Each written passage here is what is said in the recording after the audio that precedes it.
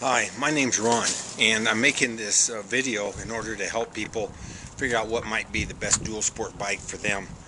This is a comparison primarily between the Kawasaki KLR, the BMW G650, the Suzuki DR650, and the Honda 650L. Now, make no mistake, I've got my own partial opinions. I own the Honda XR650R, the dirt version, made it street legal, and rode it up to Canada last year and had a good time on it, very reliable. But I came back with a new appreciation of an electric start, as well as a better stator for lighting purposes and what have you. That's why I opted to go with the Honda 650L. But keep in mind, as you make your choice, the thing that you have to really consider is how is that bike going to be used. You need to put some kind of a percentage on it, whether it's going to be 60% highway, 40% dirt. If you're going to be mostly on the highway or smoother roads, probably most everything I'm going to point out here isn't of much value.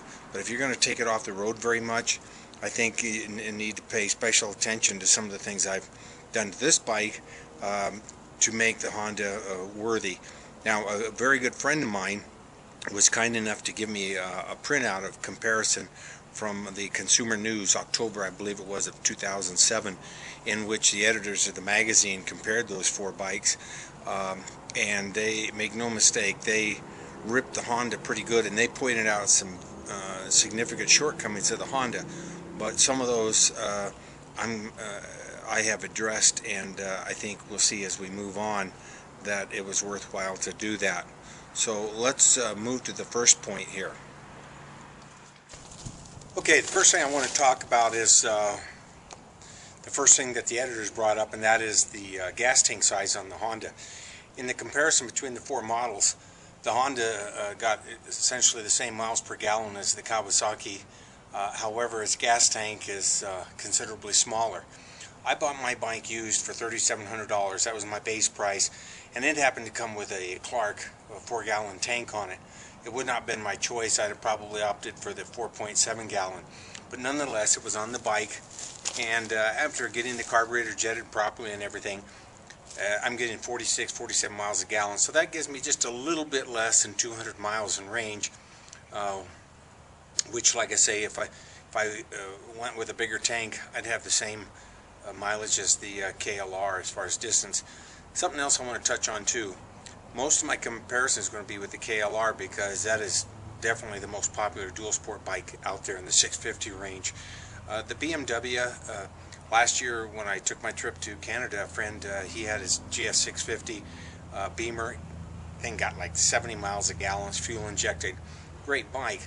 The downside to one of those is if you're going to go off-road, the nearest dealer, he had some problems, was like 400 miles away.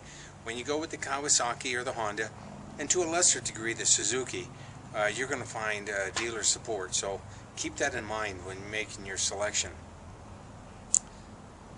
Second thing I want to talk about was seat height. That was a real negative. The Honda is the tallest of all. It's very awkward. If you're not a tall person, you're going to want that seat lower. I put on the Kuba link, lowering link, dropped to approximately 1 3/4 inches with a 35-inch seat height now. That is still taller than the competitors out there, but if I wanted to shave some foam, spend a little more money, I could get the seat height down to where its competitors are at. And I want to talk some more about that seat height. I've cut my head off out of this picture because I wanted you to get something relative. I'm 5'11", and by putting the Kuba link on the bike, and I'm in my tennis shoes, you can see I'm able to sit flat-footed. It's a half-inch difference between this and the KLR, and that cost was 130 bucks. At the end of this video, I'll add up everything I've got in this bike to give you a reference point to see if it's something you want to pursue. Something else too, the ground clearance on this bike, even by lowering it, I've still got 11 inches of ground clearance. That's several inches more than the KLR or the other bikes. Now keep in mind, this is why it's important if you're going to take it off a road. That's why I think the Honda is superior. Having that ground clearance going over rocks and logs and what have you is important. But if you're rarely going to go off-road, well, then it has no value to you.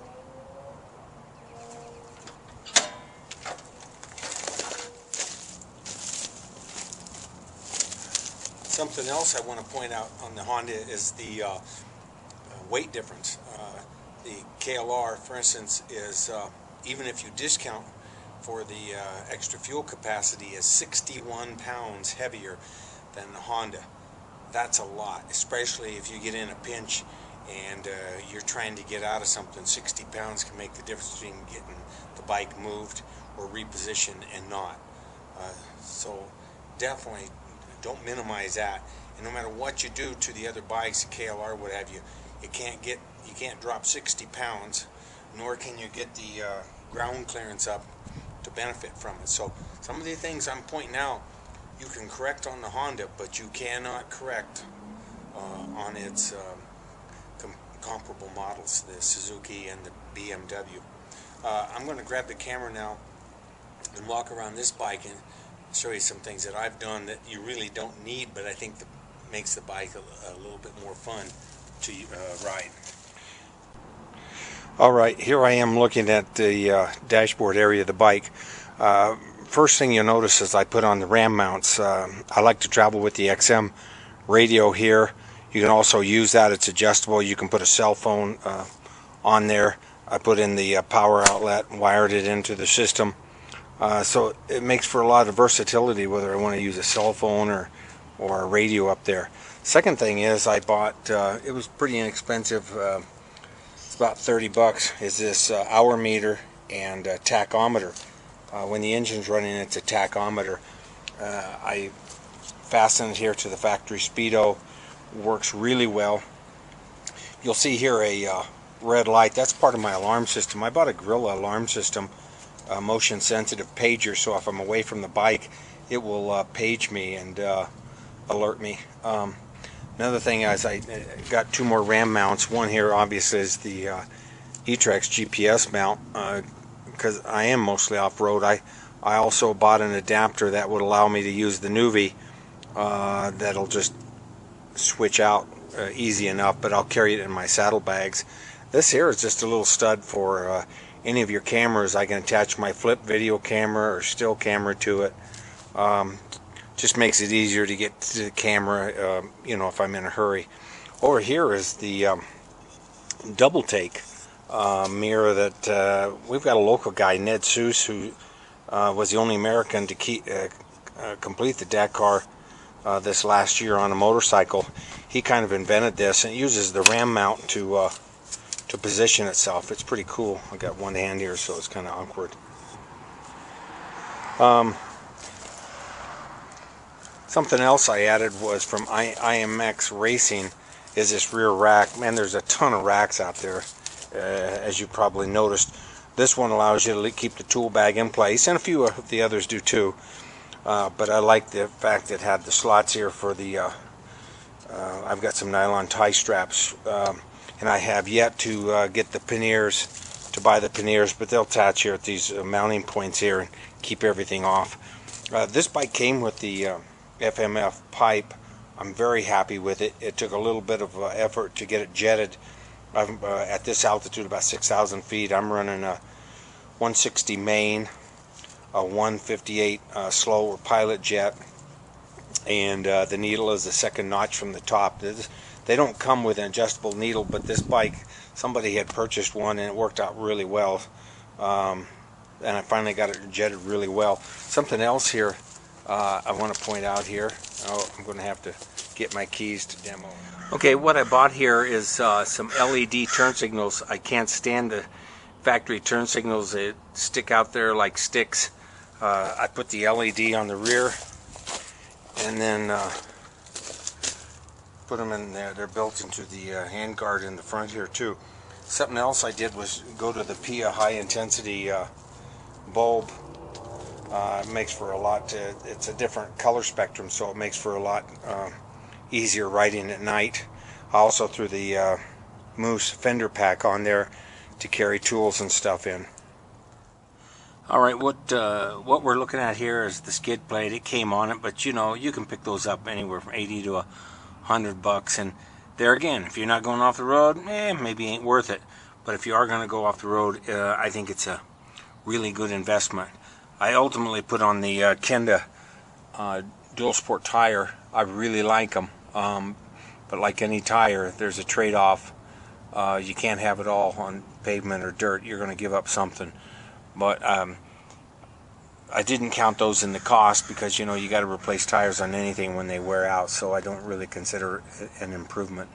I did mount my chain lube up there. I had some concern whether it would inhibit the airflow on the motor, and I realized there was plenty of other things that would get in the way of the airflow before it even got to the engine. So it's a good place to carry a can of chain lube so you don't get caught out there without something to lube that chain up. That's pretty much it. So hopefully I've given you something to think about. Alright, well, let me recap. Bottom line is, every decision we make is usually centered around money. So even though some of these things came on my bike, I took the privilege of figuring out how much it would cost if I'd bought them, i.e. the gas tank and things like that. And I included the FMF pipe, the gas tank, the rack on the back, the tachometer, hour meter, ram mounts, the double take mirror, the Cuba Link, oil temperature gauge, skid plate, fender pack, turn signals, handlebar, a different tail light, and even the grill alarm system. All of that adds up to $1,320. You put that with the base price of the bike at $3,700, you're looking at $5,000. You can't go out and buy a bike off the showroom floor that's as versatile. Oh, we got a visitor here.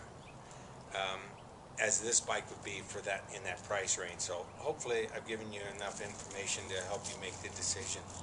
Thank you.